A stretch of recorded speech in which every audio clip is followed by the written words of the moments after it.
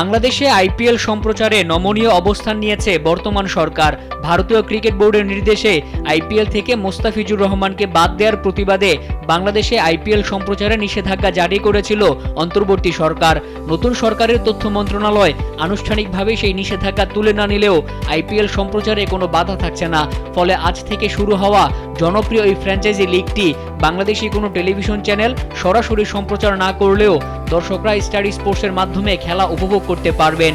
এ বিষয়ে যুব ও ক্রীড়া প্রতিমন্ত্রী আমিনুল হক জানান, তথ্যমন্ত্রী বর্তমানে দেশের বাইরে থাকায় এখনও চূড়ান্ত সিদ্ধান্ত নেওয়া হয়নি। তিনি বলেন, তথ্যমন্ত্রীর সঙ্গে আলোচনা হয়েছে এবং তিনি দেশে ফিরলে এ বিষয়ে আনুষ্ঠানিক সিদ্ধান্ত জানানো হবে।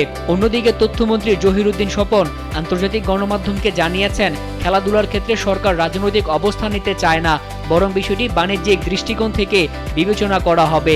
কোনো দেশীয় চ্যানেল আইপিএল সম্প্রচারের জন্য আবেদন করলে তা ইতিবাচকভাবে দেখা হবে বলেও জানান তিনি।